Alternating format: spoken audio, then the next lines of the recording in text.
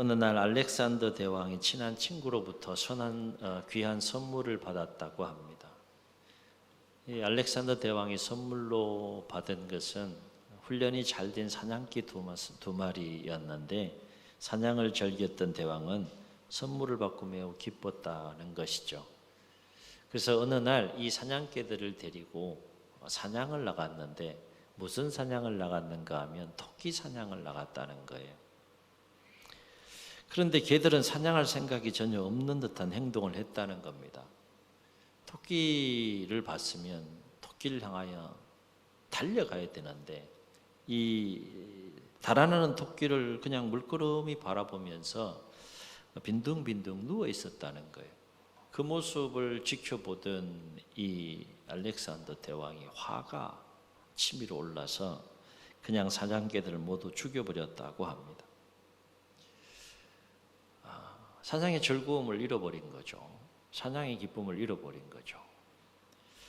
그리고 대왕은 사냥개를 선물한 친구를 불러다가 호통을 쳤다고 해요. 토끼 한 마리도 잡지 못하는 볼품없는 개들 왜 내게 선물했느냐.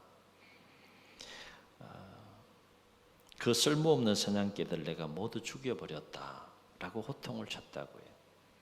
그래서 이 사냥개를 선물한 이 친구가 알렉산더 대왕의 이야기를 이렇게 듣고 몹시 실망스러운 표정을 지으면서 이렇게 대답했다고 합니다. 대왕이시여, 그 사냥개들은 토끼를 잡기 위해 훈련된 개들이 아닙니다. 호랑이와 사자를 사냥하기 위해 오랜 시간 훈련받은 값비싼 개들입니다.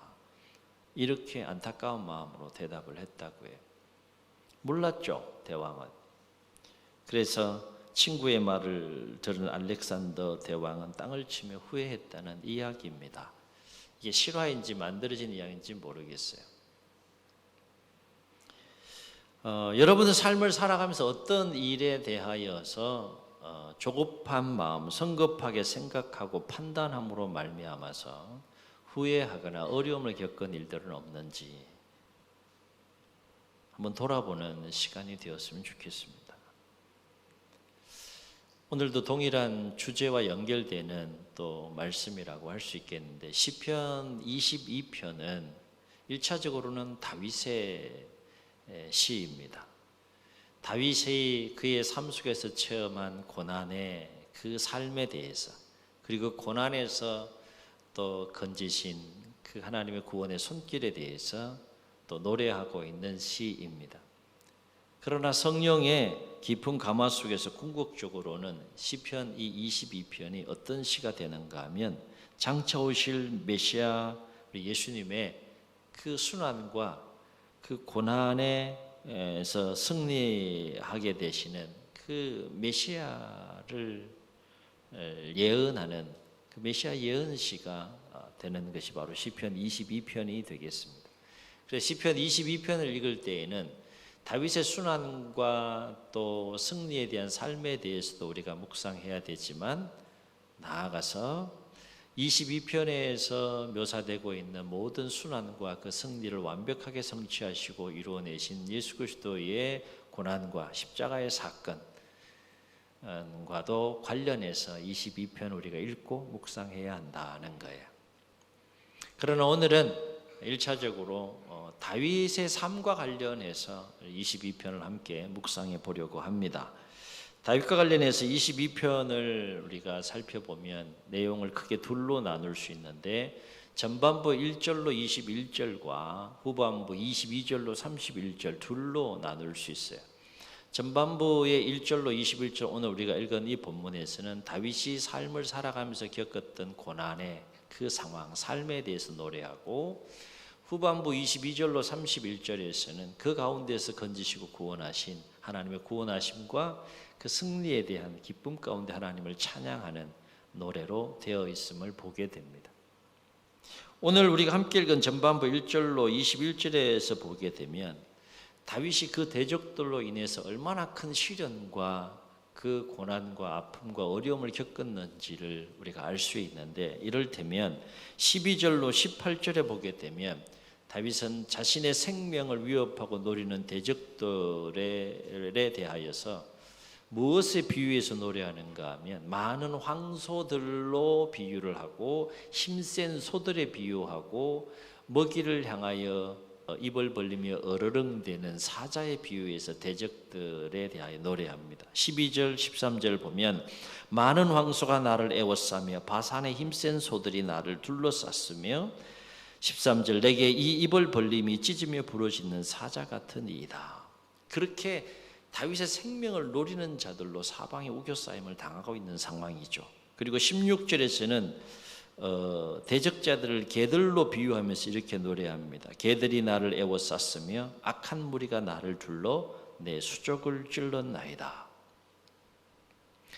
그리고 7절로 8절에서 이러한 대적자들이 다윗을 어떻게 조롱하고 어떻게 비난하는지에 대한 그 내용을 노래하고 있는데 7절을 보면 나를 보는 자는 다 나를 비웃으며 입술을 삐죽거리고 머리를 흔들며 말하되 그가 여호와께 의탁하니 구원하실걸, 그가 그를 기뻐하시니 건지실걸. 그렇게 다윗을 비난하고 다윗을 조롱했다는 거예요. 하나님이 사랑하시는 자라 그러니까 살려줄 거야, 두고 보지 뭐 이런 뉘앙스로 조롱하고 비난했다는 겁니다. 이런 상황 속에서 다윗은 자신의 몸과 마음의 상태가 어떠했는지를 14절로 15절에서 이렇게 노래하는데 14, 15절을 우리 함께 다시 읽습니다. 시작. 나는 물같이 쏟아졌으며 내 모든 뼈는 어그러졌으며 내 마음은 밀랍 같아서 내 속에서 녹았으며 내 힘이 말라 질그릇 조각 같고 내 혀가 입천장에 붙었나이다. 주께서 또 나를 죽음의 진토 속에 두셨나이다. 표준세 번역으로 보면 좀 더 이해하기 쉽게 번역을 하는데 한번 들어보시기 바랍니다. 나는 쏟아진 물처럼 퍼져버렸고 뼈마디가 모두 어그러졌습니다. 나의 마음이 촛물처럼 창자 속에서 녹아내렸습니다. 나의 기력이 옹기처럼 말라버렸고 나의 혀가 입천장에 붙어 있으니 주께서 나를 흙 속에서 죽도록 내버려 두셨기 때문입니다. 이렇게 번역을 합니다.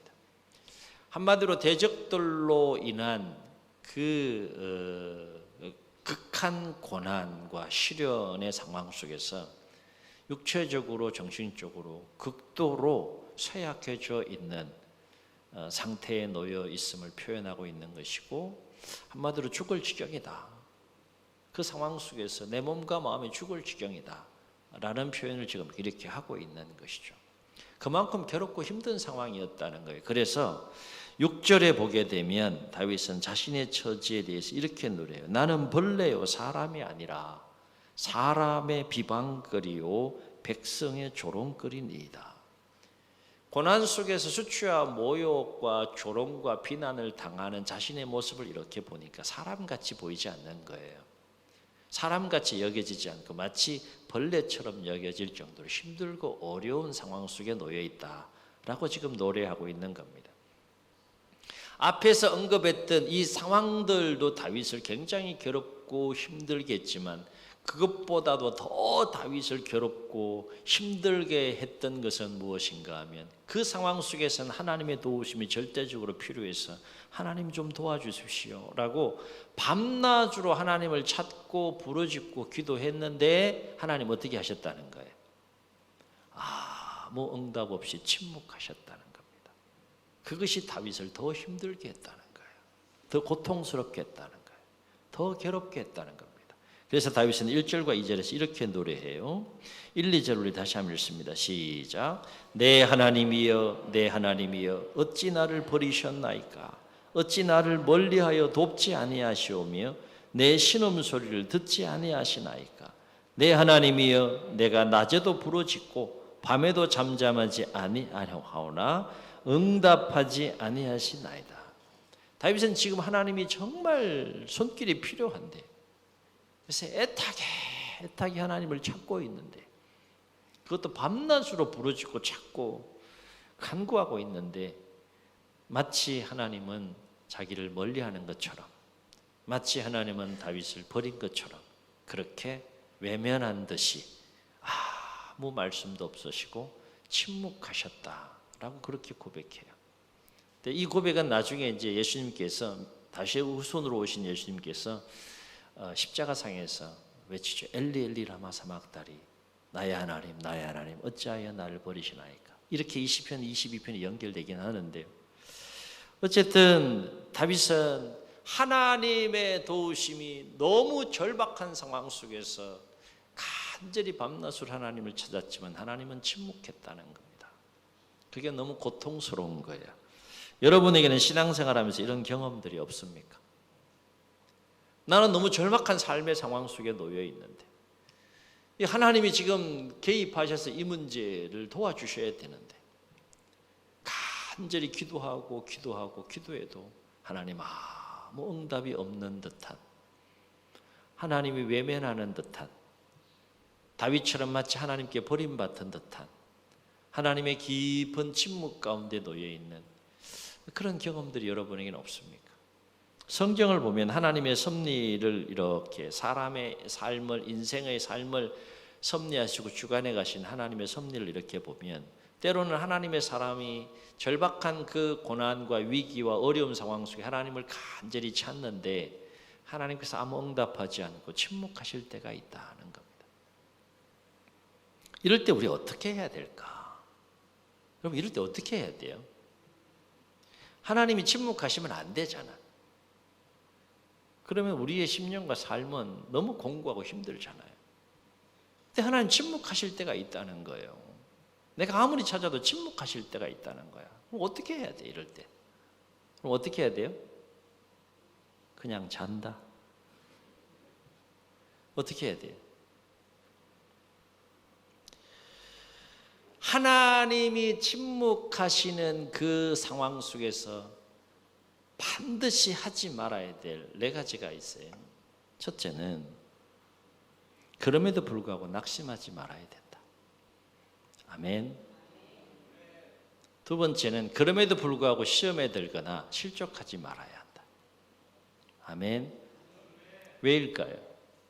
왜 낙심하지 말아야 돼? 하나님의 침묵 앞에서. 왜 하나님의 침묵 앞에서 시험에 들거나 실족하지 않아야 돼요? 하나님의 침묵하시는 것에는 여러 가지 메시지가 있는데 두 가지 분명한 것은 뭔가 하면 첫 번째 메시지는 참고 견디라는 거예요. 아니 견뎌야 한다는 거죠. 하나님이 침묵하신다는 그런 메시지가 담겨요. 너 이 시련, 이 고난 이걸 참고 견뎌야 돼. 아니 넌 견뎌내야 해. 이 메시지가 담겨 있는 거죠.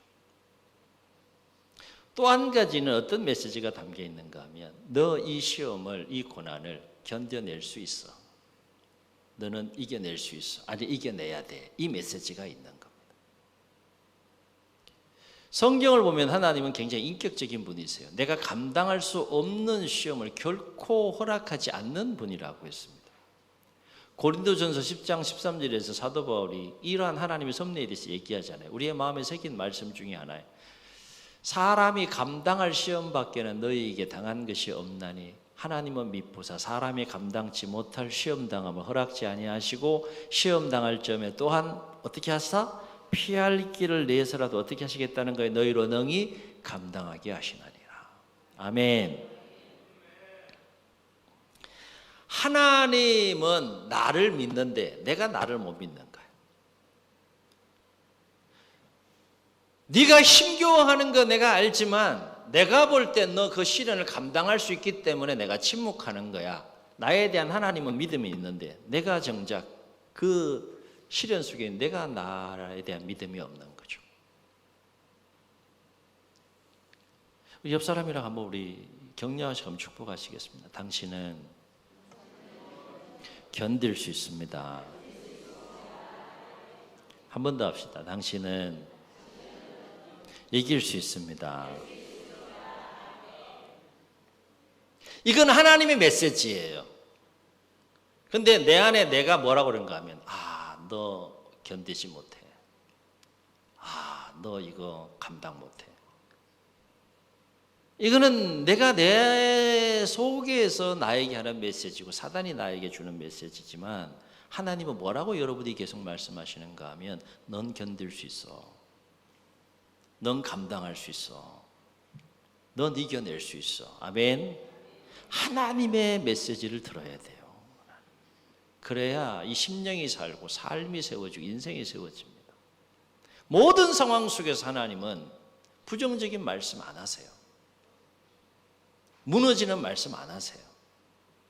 일으키시고 힘을 주시고 세워주시고 용기를 주시고 지혜를 주시고 감당할 수 있는 메시지와 말씀을 주시는 분이시지, 너 그거 못해. 못하는데 하나님께서 침묵하십니까? 하나님이 침묵한다는 것은 내가 감당할 수 있다는 걸 하나님이 믿는 거예요. 하나님이 나를 신뢰하는 거예요. 그리고 더 강력하게 너 그거 감당해야 된다. 너 견뎌내야 된다. 그 메시지가 있는 거죠. 하나님의 침묵 앞에서 반드시 하지 말아야 될 것 세 번째, 조급한 마음을 갖지 말아야 한다. 조급해지잖아요. 침묵하게 되면. 상황에 변화가 없으면 자꾸 마음이 조급해지잖아요. 그래서 인간적인 생각을 자꾸 하게 돼요. 인간적인 방법들을 자꾸 찾게 되고요.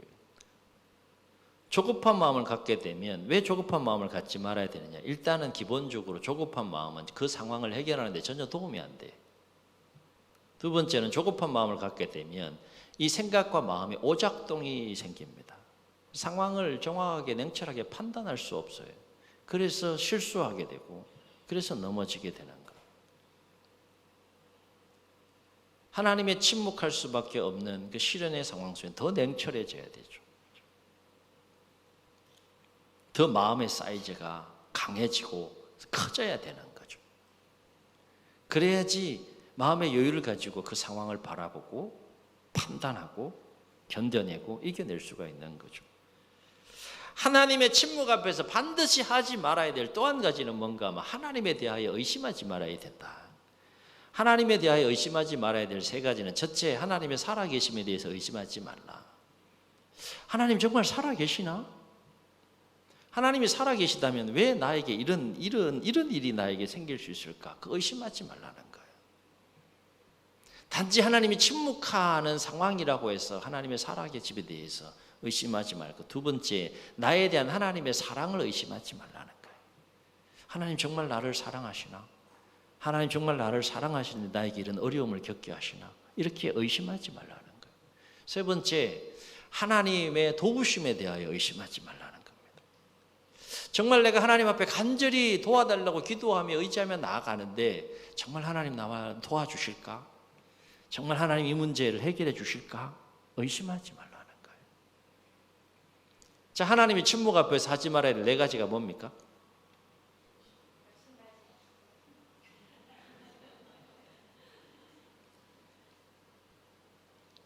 낙심하면 지는 거예요. 낙심하지 말고, 또요, 실족하지 말고, 조급해하지 말고, 하나님에 대하여 의심하지 말라는 거예요. 아멘. 그렇다면 하나님의 침묵 앞에서 어떤 상황 속에서도 끝까지 인내하며 해야 될 일이 있어요. 해야 될 일이. 오늘 두 가지 생각해 봅니다. 하나는 뭘 해야 되느냐? 끝까지 하나님의 도우심을 믿고 끝까지 하나님을 의지하며 기도해야 한다는 거예요.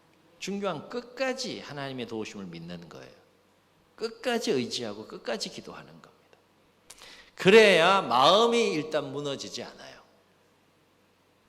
하나님의 도우심을 믿고 의지하며 기도할 때 마음이 무너지지 않아요. 그래야 실족하지 않습니다. 시험에 들지 않습니다. 그래야 삶이 무너지지 않습니다.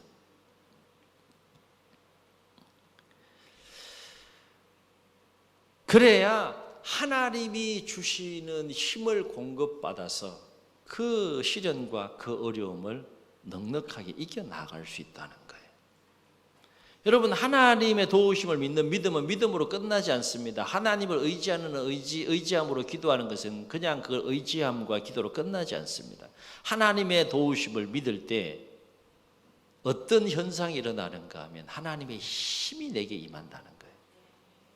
그 믿음을 통해서 나에게 힘이 임해요. 누구의 힘이 임하는 겁니까?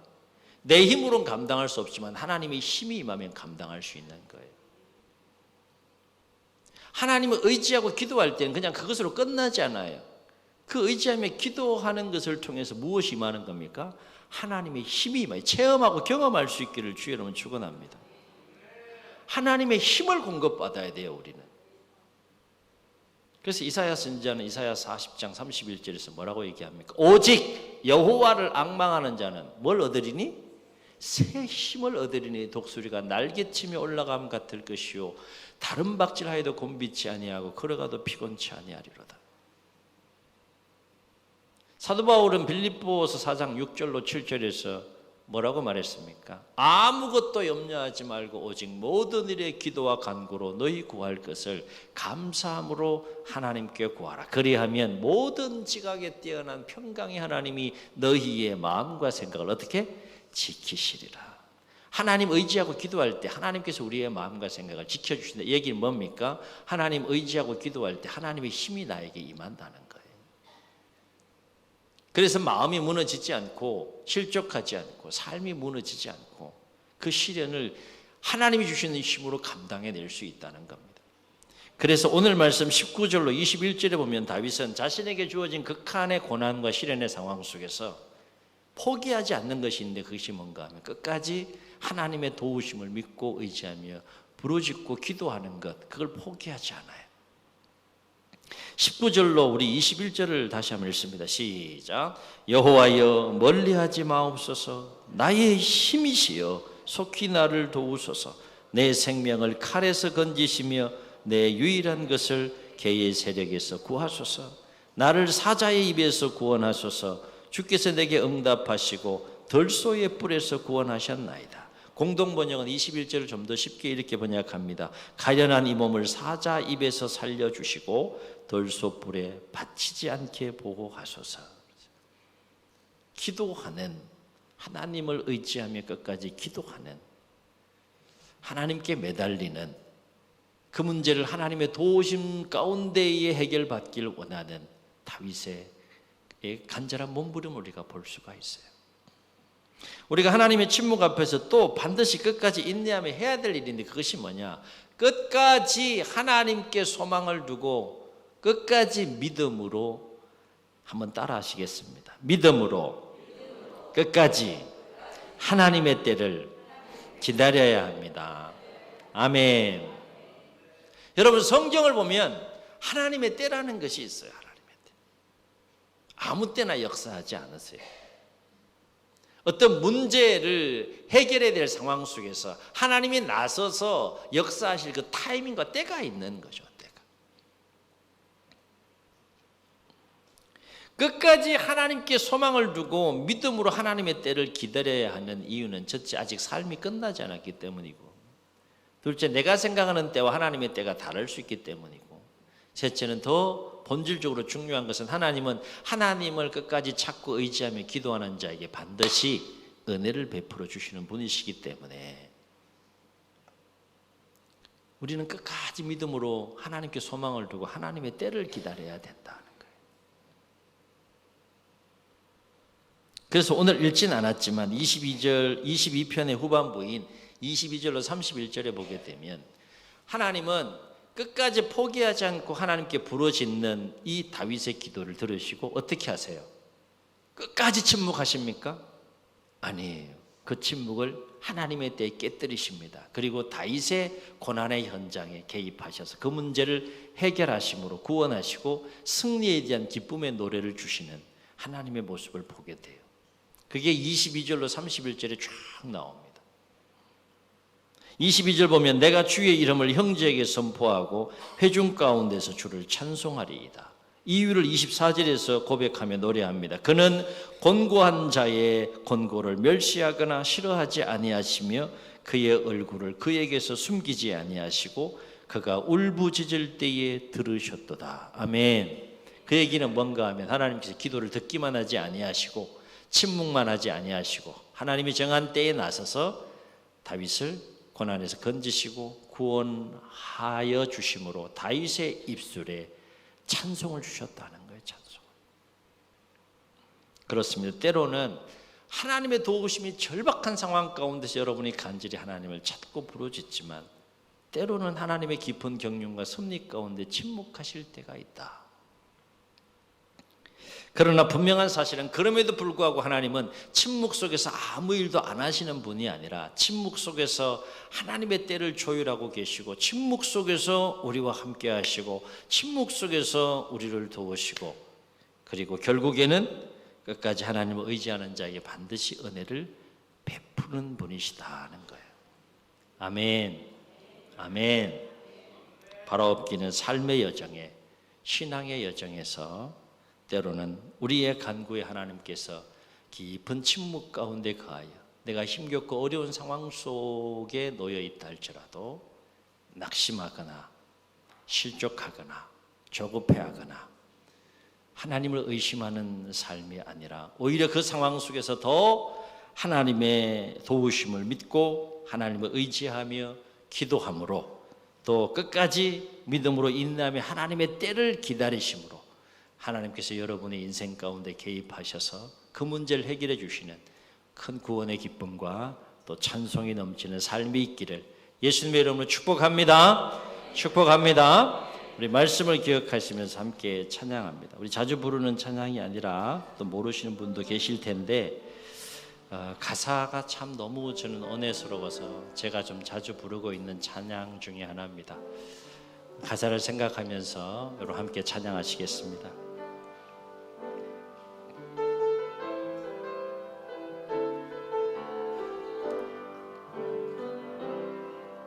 내게 허락하신 시련을 통해 나의 믿음 더욱 강하게 자라나고 험한 산과 골짜기 지나는 동안 주께 더 가까이 나를 이끄시네. 내가 겪는 시험이 어렵고 힘겨워도 내 주님보다 크지 않네. 내 앞에 바다가 갈라지지 않으면 주가 나로 바다 위 걷게 하리. 나는 믿네. 주의 능력으로 내 삶 새롭게 되리. 나는 믿네. 주의 능력으로 담대히 나가리라.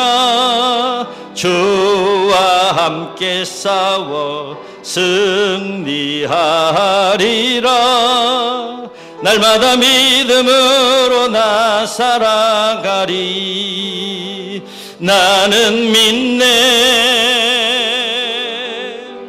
주의 능력으로 내 삶 새롭게 되리. 나는 믿네.